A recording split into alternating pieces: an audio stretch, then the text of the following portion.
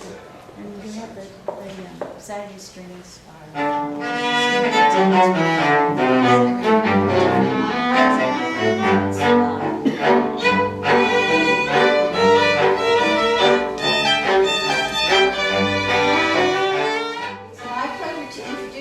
Rocco Scary, who is a multimedia artist from New Jersey, and he does artist books, which he will explain. It's a very interesting process, and he's got a wonderful presentation for us tonight, and a big surprise at the end. So just wait till you see this. Thank you very much, Mr. Rocco Scary.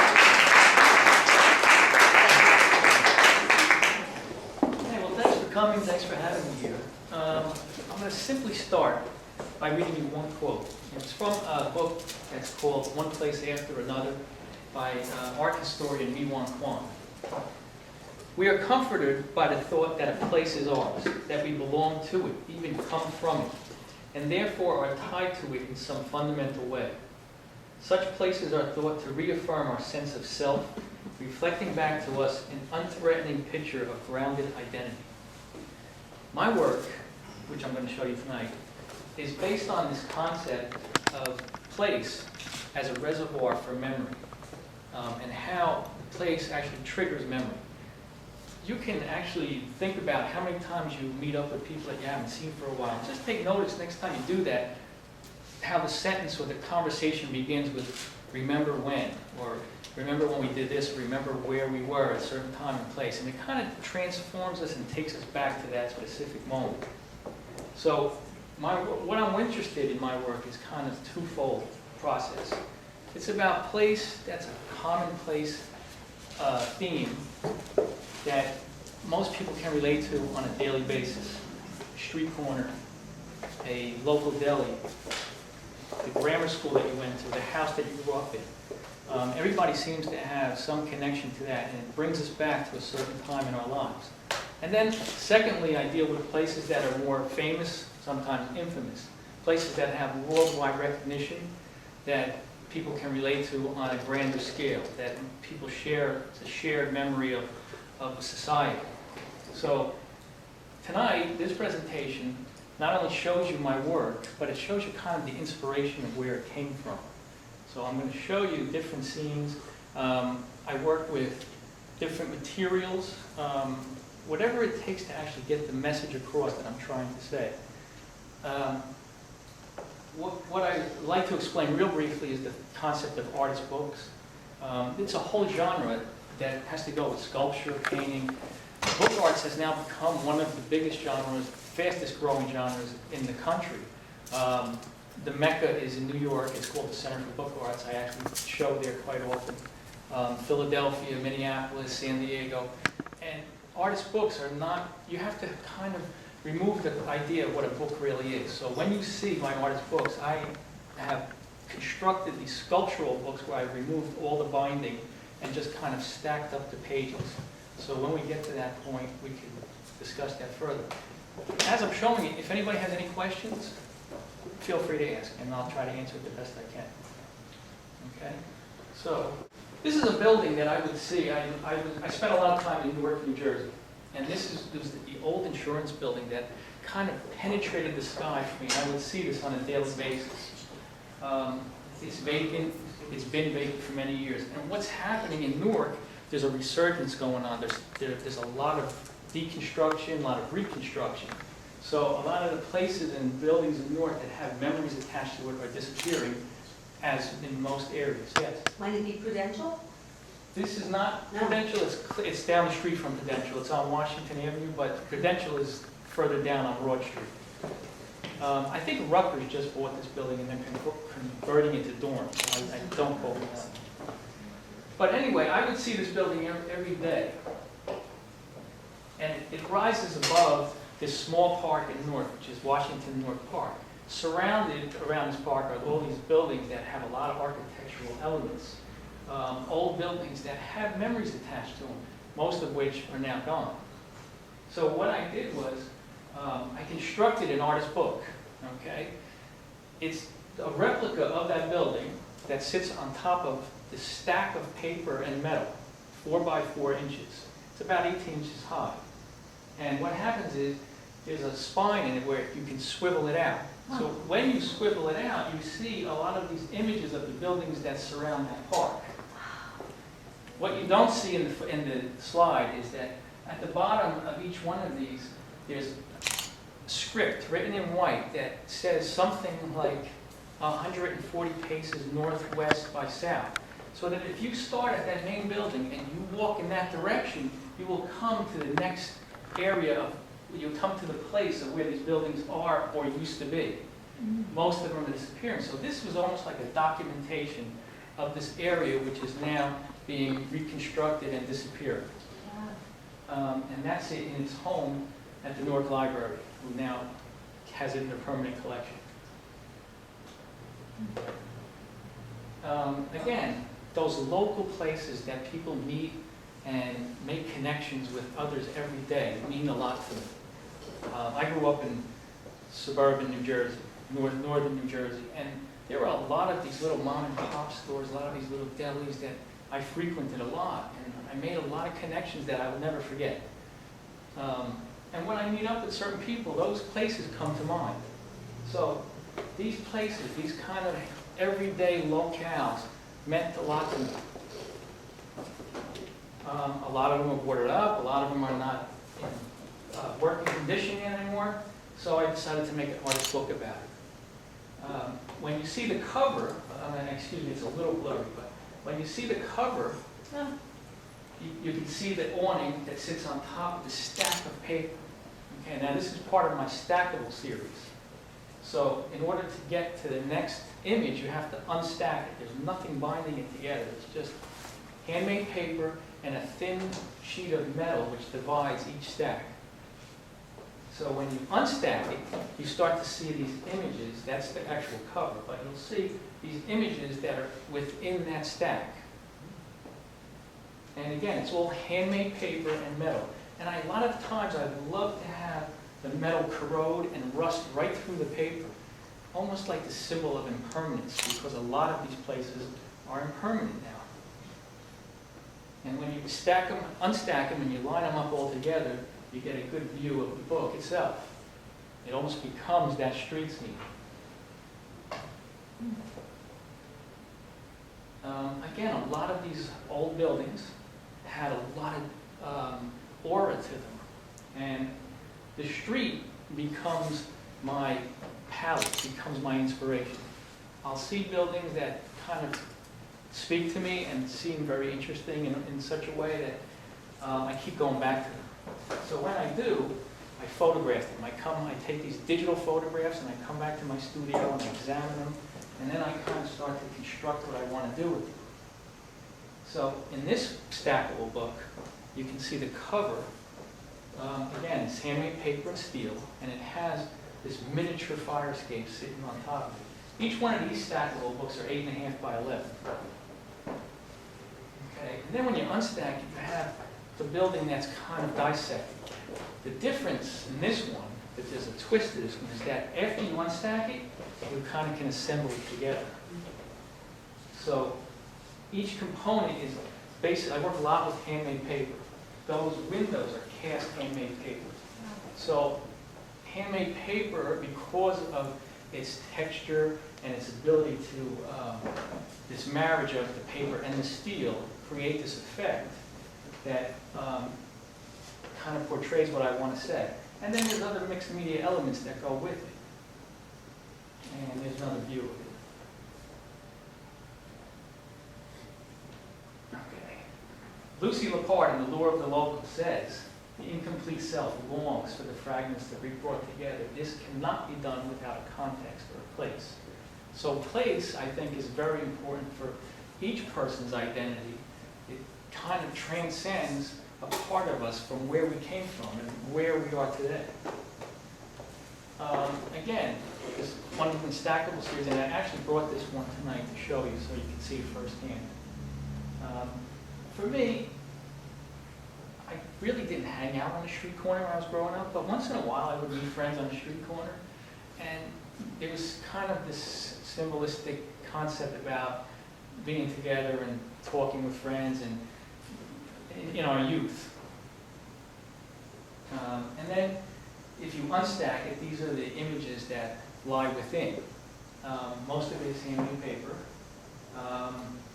That little park bench on this lower one is all handmade paper. So there's a theme that runs through these books. There's a common thread that runs through the artist books for me. This one being places that people kind of socialize and get together and meet each other. And here's a close-up of it. Rocco, how long does it take to make one of these artist books?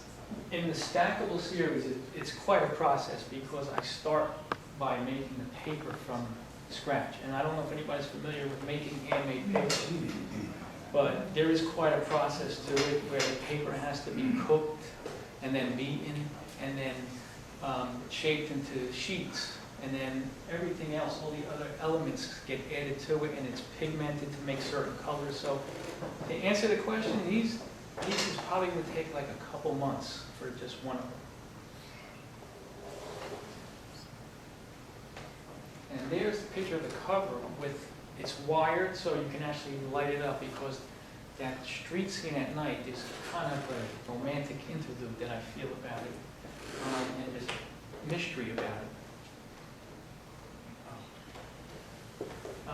There's a place in northern New Jersey that has a lot of memory for me, and a lot of people who I spoke to have memories for it. And if you're driving down Route 3, headed towards the Meadowlands and going into New York City, you can see the rooftop of this place. It's called Rutt's Hut. It's been there for, I was a small child and I can remember it being there. Fried hot dogs, right? They're famous for their fried hot dogs. And some people even say that they use the same oil that they did back then now. And there's such a draw to it. People continue to go there. I don't know if I could eat there anymore, but it's still there, and it has a lot of memory for a lot of people in northern New Jersey. So what strikes me about this building is that rooftop, that signage. So having seen that, I decided to recreate that rooftop and make it the cover of one of my stackable books. If you unstack this, you get these images that are kind of reminiscent of imagery in New Jersey. The Union Water Tower, if you're driving down the Parkway headed down to the Jersey Shore, I think there isn't anybody who doesn't know or hasn't seen the Union Water Tower. It's actually the largest water tower in the world. New Jersey has the largest in the world. So a lot of these other places that reminiscent from New Jersey, the Turnpike, you see these tankers on the Turnpike. So it's about traveling through and remembering the certain time and place that you did that. It's the largest single, I forgot what it's called when they're like that. But there are larger ones in volume and there are larger ones in other ways. Yes, this is the tallest thing. This is the tallest, Cistern? maybe that's what it is, but it's, it is remarkable, and you drive by it every day, you don't really realize it. But Yeah, it's, you don't, but it's been this stark image that's always there. So for me, it's always reminiscent of driving down to the Jersey Shore. I always pass the Union Water Tower, I know I'm getting closer. Kevin Lynch, in What Time Is This Place? It is the familiar connections, not just the old things that people want to retain. So there is this connection when you start thinking about these old places. And it brings you back to that moment when you can reminisce about something in your past, in your childhood. They say that most of our most vivid memories are before the age of 12. I don't know if that's true or not, but I do have a lot of vivid memories before the age of 12. And one of them is Coney Island. I can remember being taken there by my grandparents. A few years ago, there was a newspaper article that came out about Coney Island where a group of developers had bought big blocks of land in Coney Island and they were going to start tearing it down. Oh, I was shocked to hear this. My childhood memories were being torn down. I said, I gotta go back. So I took a ride to Coney Island. I rode the Cyclone again. And the man that runs the Cyclone is probably as old as the Cyclone itself. I had to see my chiropractor the next day because this is an big, old, 100-year-old wooden roller coaster. I would not advise going on it. but I wanted to relive that memory. So I went back and wrote the cyclone. The Wonder Wheel, there are certain places now that are being protected in Coney Island because the developers kind of backed down from tearing everything down. The Cyclone is one of them, the Wonder Wheel is another one. But the Coney Island Boardwalk had a lot of memories for me. I even went back and had the original Nathan's Hot Dog. So what I did was I took a number of digital images on Coney Island, brought them back to my studio, and kind of studied them all, and then I decided to make some paintings from them. Again, on handmade paper. This time, instead of 8.5 by 11, I went a little bit bigger. This is 22 by 17. So they are quite sizable. But I didn't stop there. I made these paintings on paper. And then I took all these paintings, there was, I think, 38 in total, all different sizes and shapes. And because Coney Island, to me, was being threatened by this construction element, like so many places are being threatened, I decided to press them on old wood and make like a pseudo-construction barrier. So I took all these paintings of Coney Island, set it up in kind of an L shape, a barrier, so you have to walk around it. So this is actually one view of it, and that's the other side as you walk around it. Now, if you really take a walk around it, you get to the other side, and it looks like more of a construction barrier, and then you can see detail of it. And know that it's not real wood from Coney Island, I just replicated it. Because everybody asked me, did you take that wood? So this idea of Coney Island and what was being taken away in the name of gentrification or construction and overdevelopment was now sort of this melancholy feeling for me, and so that's what drove me back there to revisit it. I liked the piece so much that I decided to miniaturize it and make an artist book out of it. So I took the same structure that you just saw, and this time, instead of making it stackable, it actually is bound together in a kind of accordion style. So the last piece that you saw was 6 feet high. This is only 6 inches high. So now this became an artist book about the work that I did at Coney Island. And you can see it in a couple different views, and actually you can see the back of it. But the difference is now it's all handmade paper rather than wood. I just had to throw this in there because it says, when your children ask where you got married, you'll have to say over there by the unlit. Because there are so many of these places that, with the memory attached, I can't say it enough, that are just kind of being torn away without any concern. And no, I don't want to stand in the way of progress, but I think some places need to be saved.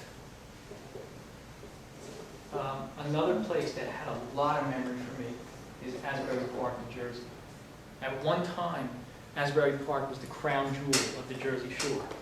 Everybody went to Asbury Park. I know people who tell me of their grandparents who honeymooned in Asbury Park. But Asbury Park went through a major transition over the years. In the 60s, due to the race riots, Asbury Park really became isolated and decadent. So the buildings in Asbury Park were kind of left and no one cared for them anymore, and they just kind of decayed. But again, they had a lot of memories. This building in particular was called the Palace Amusements. It was the centerpiece of Asbury Park. In 2005, even though the building was on historical records, a developer bought this and tore it down to make condos. So in 2005, when they finally tore it down, a group of over 600 people showed up just to say goodbye to the palace. So it's a prime example how this connected memory of a group, it just out of nowhere showed up to say goodbye to a building, because that building meant a lot to them. And I did have a lot of memories of the palace. So what I did was, I had to do something about the palace. And here it is being torn down. And that's what the palace is now. So, what I did was, I did 2 pieces about the palace. The first one I did was this triptych, these 3 paintings. They're kind of large. Each one of them is about 2 feet by 3 feet, and they just sit next to each other on a wall. And it's reminiscent of some of the mural paintings that was on the palace side, on the outside. Also, I made an artist book to go along with it. And it kind of told the story of the palace. But if you notice, in the very last segment here, there's that black square in the middle of that page. And there's a video that sits in the middle of that page. Can we play that video? Okay, so you're asked to push a button on that book, and this little video plays in a little 3.5-inch square. So what I did was I took that triptych painting and I took it to Asbury Park and I hung it on the fence of where that construction was being done, where those condos are now. So you can see it hanging there, and then I kind of just videotaped this interaction of the artwork that I made and the scene or the site-specific location of where the palace once was. It runs for about 2 minutes, and it just basically shows you the artwork and the construction. So I'm not going to play that whole video. But I will tell you this, it was a funny story when I was doing it. I kind of tell it.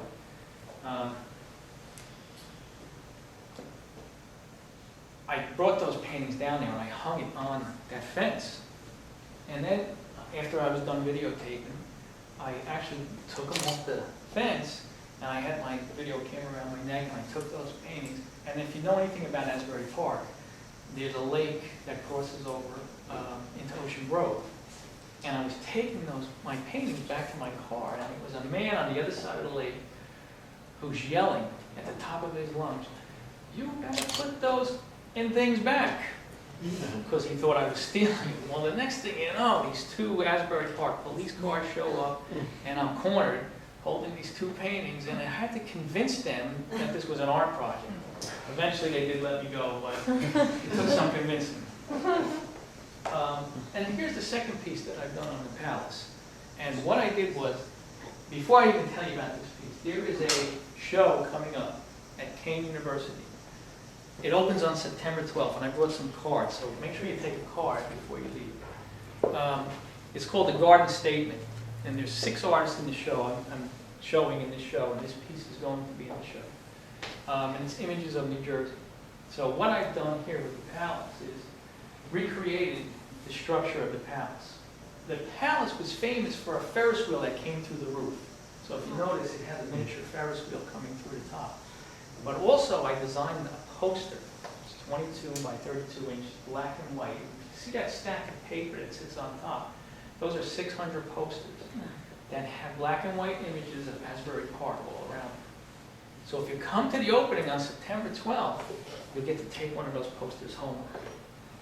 Because the way it's going to work is people will come and be able to take these posters of these memories home. And the more you take it, the more that Ferris wheel will become exposed. So this is a brand new work. No one's seen it. It is now set up at Kane University, but the show does not open until September 12th. So you're the first to actually see some of these images. And you can see the Ferris wheel better here. But again, it's basically all handmade paper. We got a question back here. Yes? Not that relevant, but I was just have you ever considered doing the World's Fair in by the Shea Stadium, or is that not your decade? No, it doesn't really matter if it's in my decade or not. I mean, it doesn't. To me, those memories exist for people across a wide spectrum. Mm-hmm. I have a list of places that I'm going to be working on. One of them that's coming up next is Woolworths, which a lot of people have memories of Woolworths. It's now gone, but there's a lot of fond memories of people in Woolworths, and the Woolworth chain was across America.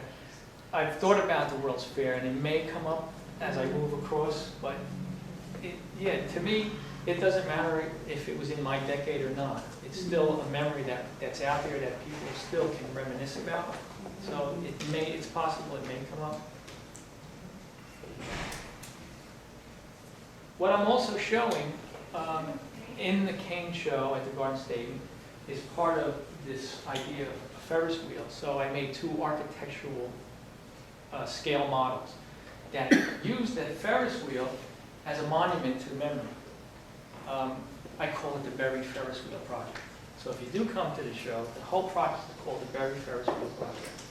And it's the idea of taking a very familiar, iconic image as a Ferris wheel, and now using it to bury it in the ground to become a monument. So anybody has seen a Ferris wheel. If you watched the Olympics, the London Eye is the largest Ferris wheel in the world. It stands 443 feet tall. So most people have seen the image of a Ferris wheel, and it brings back a memory. So in this show, not only is the palace shown where the posters are there that explains the project, but you have these 2 scale models of burying a Ferris wheel in such a way that they've never been used before, but now as a monument to memory. And that's kind of a photoshopped image, thanks to Michael Cooper, who did that photoshopping. And there's 2 images, 2 models. One is a vertical and one is a horizontal. So this is the horizontal model. And if you do come to that show, you'll see these in more detail. And there is the Photoshop again that Michael so greatly did.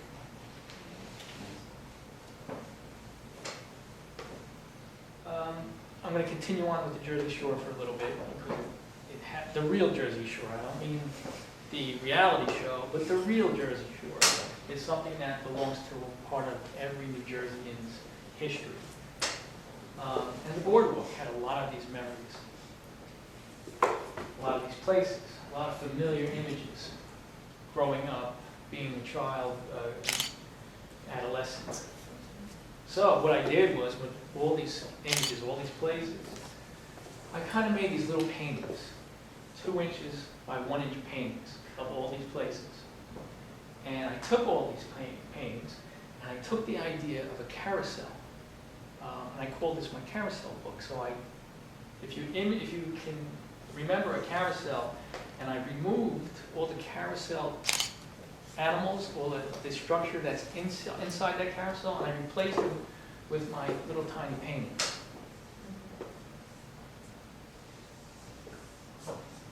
Now with this one, it actually does turn. So if you turn it once, the lights go on.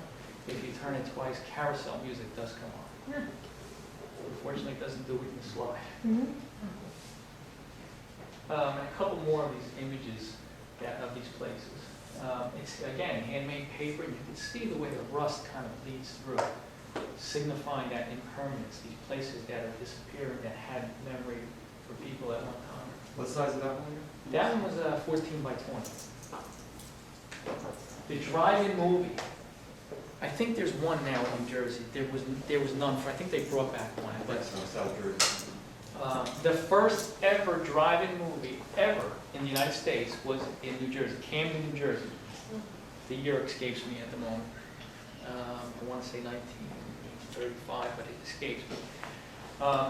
So drive-in movies were a big part of New Jersey's history and had a lot of memory for a lot of people. So I decided to do a work dedicated to this idea of a drive-in movie. I constructed this little tabletop filing cabinet. It's about 12 inches high. And on the top of it, I tried to recreate a miniature drive-in movie theater. Now, what you have is, in the drawers, each drawer is categorized of a different memory. So what I did was I made these strips of handmade paper, and I would take these strips with me every time I went out.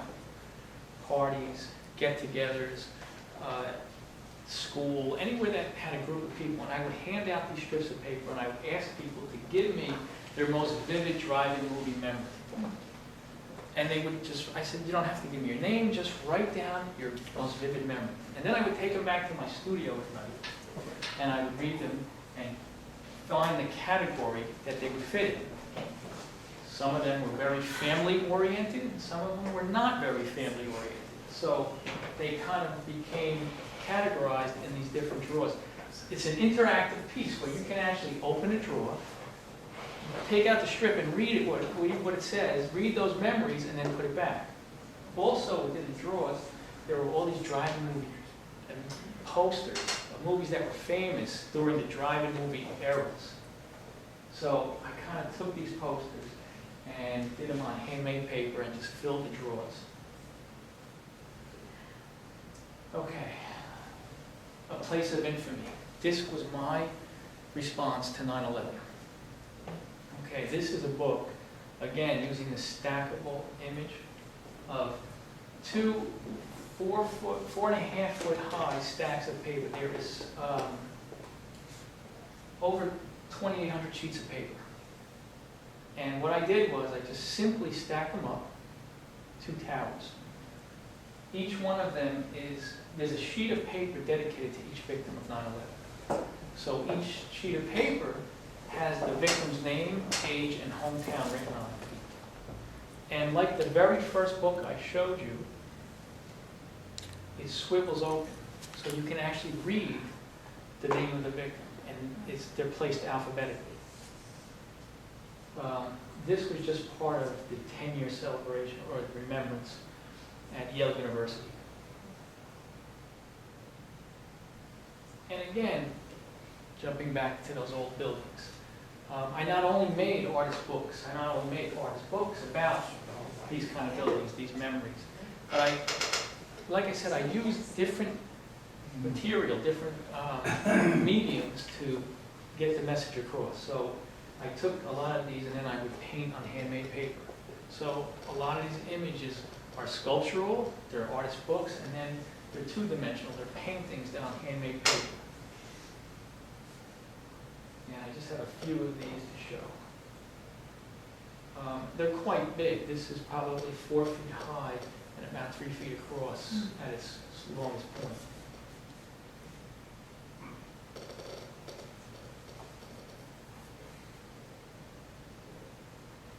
So I'm just going to go through these. And again, it's all handmade paper, dedicated to the places and the memory involved. What our reaction is, what we think about when we see them. The French poet Chateaubriand says, "Old buildings and signs of their age should be cherished as a tangible evidence of a past whose remoteness makes it all the more desirable." I started at Newark and I'm coming back to Newark. There was this block-long building, Westinghouse. So Westinghouse was a turn-of-the-century building that became defunct years and years ago. Automation took over, the assembly line ended, the American factory worker was now displaced. This building sat there for years, actually decades, just decaying. But it has such a presence when you walk by it. And I would see this building quite often.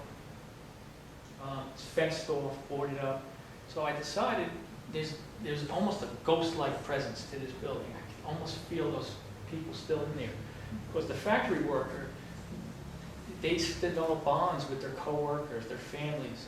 It was a different time, it was a different era. And the big Westinghouse sign still existed. I decided this needs to be looked at closer. So, well, they started to tear it down. It's gone. Westinghouse building is gone now. I decided to make an artist book about it. So this type is not stackable. This is a bound book together. And again, like that other building I've shown, these windows are all cast handmade paper. It does sit on a right angle to kind of mimic the street corner idea. And it's a better view of it. This time I dealt with the interior pages, almost like that ghost-like presence that was on the interior of those workers that were in that building.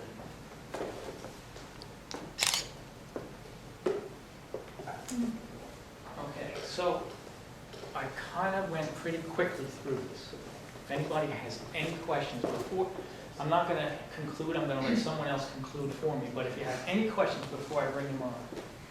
I'm just curious, you know, the books are so, I mean, art is like, do not touch, but your work is so touchable, right? I mean, you want people to touch it. The whole idea of impermanence is so interesting, and you interact with the work. I mean, because you can move the pages. That's fascinating to me, because it makes it impermanent too, doesn't it? The more people touch it, It depends on the work. Some work, I do want people to interact with. Others, sometimes when I show the work, people are afraid to go near it. They don't want to touch it. But there are some that I would love them to touch. So it's hard to say. you're inviting them, kind of, though, Yeah, right? in some work more than others. Okay. Definitely some. The best way to do it, when I do want them to touch it, I usually, most book artists will use a pair of cotton gloves. They'll leave it there for people to put on and go ahead and turn pages. A lot of times I really don't want them to Of touch course it. not. But there are some, like the drive-in movie, I would love people to just read them and put it back. So it depends on the work, I think. It was 1928. The drive-in movie? Okay. That sounds How do you right. make handmade paper? Don't say by hand. What's that? How do you make handmade paper and please don't say by hand? Don't say? What is the process Oh. to make handmade paper? Okay, it depends. There's a lot of different fibers that you can use for handmade paper. Cotton, Middle Eastern fibers. I prefer there's different fibers like Kozo and Gambi. Those are two specific fibers. So to start out with, it almost looks like bark from a tree. It's tough, it's rigid. To get it to the point where you're going to make paper takes a little bit of work. So that bark has to be cut into little pieces, soaked overnight, so it becomes saturated. And then the whole thing gets cooked in a pot, almost like we were making a giant pot of pasta. But it gets cooked in soda ash to take the alkalinity out of it. It becomes very soft, it's very pliable. From that stage, it goes into a machine called a beater. The term beat to a pulp comes from that. So it goes into a machine called a Hollander beater, which really breaks it down into very tiny fibers. Once you get it there, it gets drained, and then you have a frame that looks like a screen, which is called a decal and a mold. And you kind of it's almost like wading in a pool of water. And that screen lifts up that fiber, water drains out, and then you take that and press it onto a pellet or a felt. From there, it takes maybe 24 hours to dry, and you get a sheet of paper. So a lot of work for making sheets of paper. So when I did the 9/11 book, it took me almost a year for that one book, because there was so much involved in making each sheet of paper individually. That's why they say handmade, because even though you're breaking it down in a machine, there is a lot of process that goes in it, and it's by hand. I hope that answers the question. If you want, I can run you over to Staples after the presentation. You can try some, get a ream or two. Thank you. Yes. Hi, have you ever considered doing Bethlehem Steel? I spent a week there, and it's amazing what they're doing. I've heard a lot about Bethlehem Steel, but to be honest with you, it hasn't been on my list, because my list is so long. Each time I do a talk, everybody gives me more places, so that list keeps growing and growing, but it's difficult to try to get to every single place. So I try to just focus on a specific place at a time, because the process takes a while to do. Yes? You better hurry up and do Union Hotel in Flemington. Just thinking that, Barbara. And see, the best thing to do is when I hear about a place is photographing. A lot of different photographs, because even if it's gone, even if it gets torn down, at least I have a source to work from. And that's where the digital age comes into play. Centuries ago, they didn't have that luxury. We do. So I can use those digital images. I have drawers and drawers full of digital images that will be there for me when I need them. So even if they do tear it down, if I shoot it and keep it, I know I have a source to go back and work from. But thank you. Anything else? Did anyone do the racetrack? Yeah. This racetrack? Yeah. Talking about local things, No. Speedway. Flemington Fair. Oh, Flemington? Yeah, the fairgrounds, or is there any kind of? Not that I know of. Try Not to that I know of. capture that. That one I don't really know of anybody who's touched that at all. That was one that just, that was a big one for me, because that was such a special place. Had so much memories, all those fairs, you know. When I first moved here, I took my girls over there and I thought I stepped back in time. And to see it turned into a retail center was just the biggest cultural tragedy, at least in my opinion. Everything else aside, you know, I know business does things and whatever, but It used to be a race for Rocco, nobody, you wouldn't know that. That's the sadness that's involved, Yeah. because this happens all too frequently. There's a club though, for the Speedway, they probably have photos and stuff. Yeah, and there are photos right on the web. That's the beauty of the web now, because a lot of things I can find right on the web. A lot of places that are gone, you can find them on the web, and then you can use that as your source also. In the back, yes. Do you have a current work in progress that you'd like to speak about? I just finished that garden statement project. That took me most of the summer. I do have another upcoming show in October at the New Jersey Arts Guild in Broadway, where I'm kind of moving in another area. I will not leave this, but I still will expand it. So the new work, I don't want to say too much about it yet, is dealing with the object as a source of memory. So if you go on I have cards, so if anybody would like to go on my website, I'll give you a card. And there's a page on there that has news and events, and I post any upcoming shows on there. So in case you're in an area and you're interested, you're welcome to come. Yes? We recently, well, a few years ago, we lost our magnificent theater that was very historic, and now we're soon to lose our first electric company and the Beecher Basket Factory, which was from the family of Harry Beecher's style. It's going to be torn down unless it can be saved. It's got to be moved. The sad part about it is that you have these beautiful areas, these beautiful towns, that developers come in and they have one goal in mind. And the tragedy of what happens to places when they have that goal in mind usually can't be stopped. It just goes on and on. But again, I would love to shoot places like that and keep them in my source book. The genre called artists' books, Yes.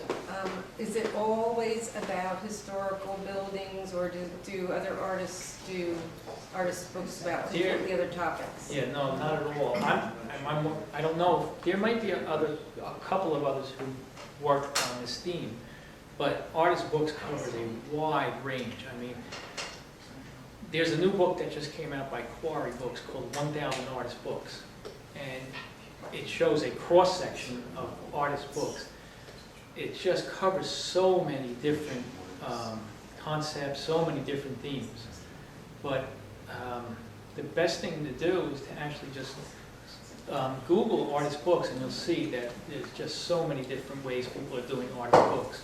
Bound together, stitched together, accordion-style books, clamshell books. I mean, there's just thousands of them out there now because it's so big. Even MoMA has a section dedicated to artist books, and they just have so many that are stacked up. They don't have the manpower to catalog them because there's so many. So there's just this whole wide world of artist books that are out there now that cover such a range of different elements. Yes? Do you get like anxiety when you're trying to start a new project or like? Starting is the hardest part. Yeah. Starting is always the hardest part for me, and I think that goes for a lot of artists. But once you get into it, I think it becomes something that you want to just keep pursuing. I get to a point in my work where I like to call it the fever. I can't stop thinking about it. I want to be in there every moment, because you get to this certain point where you know you can see it now. It's now materialized in front of you, and there is an end to it, and you know it's going to work. And once you get to that point, I think it just draws you there constantly until you see it through. But starting is the hardest part. Was like the 9/11 one the hardest to start, or it took a year? No, I mean, the 9/11 book just was a vision that I had because of what I do and what those towers looked like. And once I started, it just kept churning out sheet after sheet after sheet. So that had a lot of similarity to it all the way through. There wasn't really any deviation. It just, I knew it's more of a simplistic kind of design. So I knew where that was going right from the start. A lot of the other ones kind of maybe change or get manipulated through. I like to work visually, so I kind of know already what the piece is going to look like, and I work towards that goal. I do little thumbnail sketches and get started from there. I think that's the way I usually start. But getting started, getting an idea and starting it is, I think, is the hardest thing. Anything else? You can't, in the back. Yes. Sam had a question here. Can you talk a little bit about the economics of going into your profession? I think his question was, how do you get paid, or can you buy works, or that kind of thing? You could, but it's difficult. Again, it has to do with starting. I think once you develop a track record, once you sell one piece, if you sell one piece, then you have something to build on. You know where to go from there, and how to price it, and where to, each piece becomes something to build on from the last one. The art world is the second least regulated commodity in this world, second only to drugs. Okay. There's nothing to regulate the art world, but it's hard to say who's going to pay for something and what they're going to pay for. I think you have to be unique. I think you have to make the work unique, because when you make something unique, you have something that somebody wants, and the price is what they're willing to pay for it. And once you develop that, you can build on that in your next following works. But it's a hard question to answer in just black and white. If you ask on where you want to start with your work, the best way to start is probably like getting into some Jordan shows and getting recognized. The more you become recognized for your uniqueness, the more chance you have of someone wanting to purchase it. And once they do, you continue on from there with the next piece. I don't know if that helps you. I think that was an excellent answer. Yes. You think you're ever going to like get a different theme in your work? The idea of place in memory for me is something that I feel really, really strongly about. And like I said, in the next show, it's about the object in memory. But I think right now, this is where I want to continue. It may change down the road, I can't really say, but right now, for the present time, for the foreseeable future, that's really where I want to stay with it, because I'm enjoying it. I do, it does something for me, and as well as triggering memories for someone else. Yes. One final question for me. I'm just interested in your background. Were you formally educated in this, or? I consider myself a sculptor, actually. I got my BFA from Montclair State and my MFA from Vermont College of Fine Arts. But it's funny because, and I'll tell you a quick story about handmade paper. I was working in the corporate world at one point in my life. I couldn't stand it. So I had graduated with a BFA, but I needed to pay the bills, and this is the hard part when you want to become an artist. So I decided to go back to get a post-BFA or post-BA degree to try to teach, to become a teacher. So there was a class that I needed that ran from 2 to 6 in the afternoon. I'm working full-time, I couldn't take that class.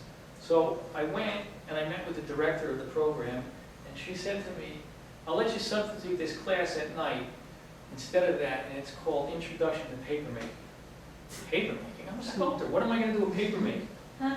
Well, I took that class and I probably met one of the most incredible teachers I ever had, and the rest is history. I became addicted to handmade paper, and it changed the trajectory of my work. Wow. So sometimes you get these incidents that just happen because there's a reason behind it, but you just don't know until you do it. Wow. Wow. Yeah. And who was the teacher? Is there something you'd say to that teacher now? I would love to say that, but she passed away a few years ago. And I've dedicated one of my books to her too. So her name was Sue Ellen Glasshouse, but she was at Montclair State. So, but it truly is the power of a good teacher. Yes, yes. She kind of opened up the door for me with handmade paper. Changed your life. Yes. Anything else? Going back to the drive-in movies, any of the memories that were written down or that stand out to you? Anything that you can share? They are, but I really don't think I can say them in public. Because, I mean, I would take these things home and I would read them. I would laugh to myself because people, when you ask somebody to write something, you don't have to sign your name. Oh my God, the things they write. So, This is called Sweet Talks, come on. for some reason, those are the ones that stand out in my mind. But there was a lot of family-oriented ones about having the kids in their pajamas in the back of the station wagon and those kind of things. But the other ones kind of stand out a little bit.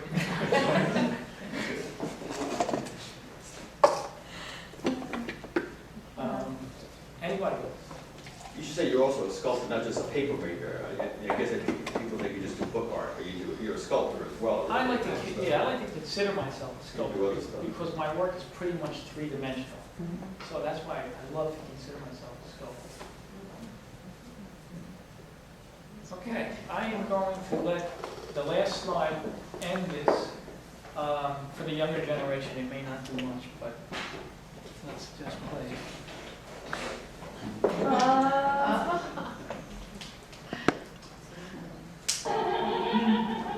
You know something? I learned something tonight. Believe me, I did. I had a lot of fun. You know, doing all those silly things that we did reminded me of when we really were kids, Alice. Remember that? We used to go dancing and roller skating, everything. Loop-the-loops. Remember when it was all over at night? We used to go to the Chinese restaurant, had some Chinese food. And a whole dinner for 60 cents. I used to order the chop suey, you get the fried rice, then we'd split it. I kept asking the guy for bread, he said, we have no bread here, it's a Chinese restaurant. I said, how am I going to push it on the floor? I used to count, I used to bring the bread. Boy, those were the days, I'm telling you. Ralph, you remember the dances we used to go to at the Sons of Italy Hall? Yeah. They had some good bands in that joint, too. Isis Jones, Ted Fiorita, Little Jack Little. Not to forget Basil Fomine, Johnny Westmoreland's toy piano. You know something? Talking like this, it teaches you one thing. Acting young isn't what keeps you young.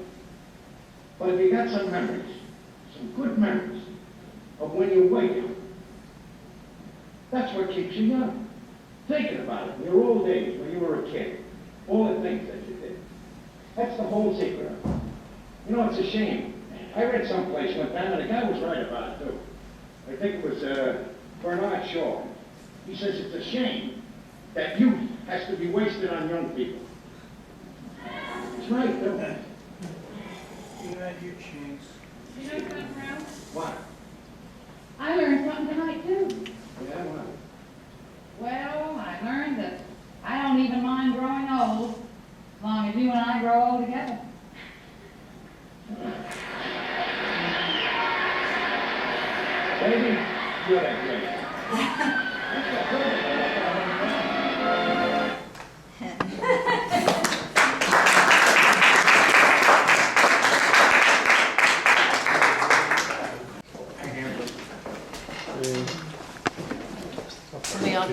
ready? Sure, yeah, absolutely.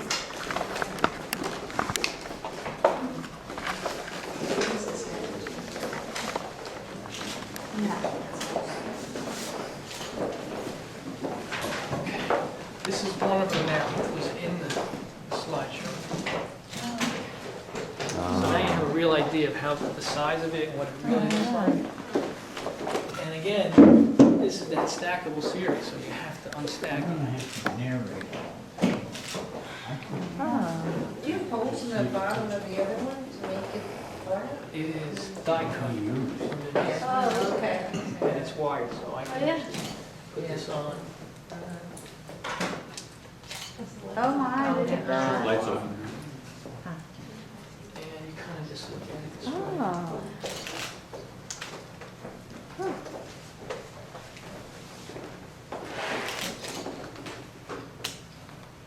This one also. Oh, look at it.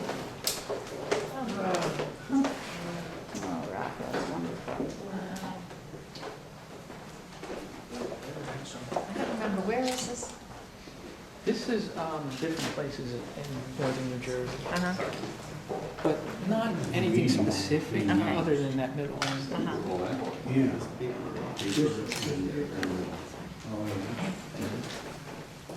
That's awesome. This is cool. Yeah.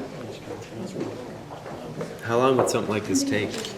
Usually about 3 months.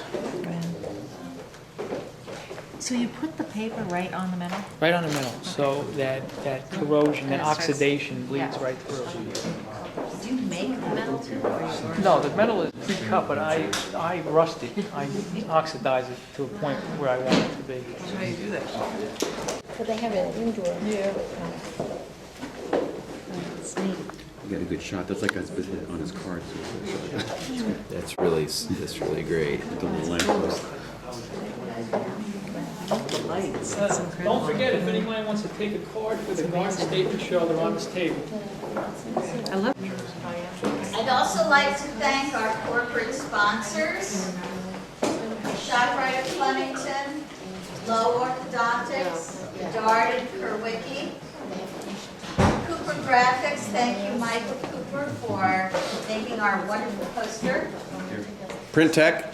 Printech for printing everything, and Digital Arts Imaging for the banner that's downstairs.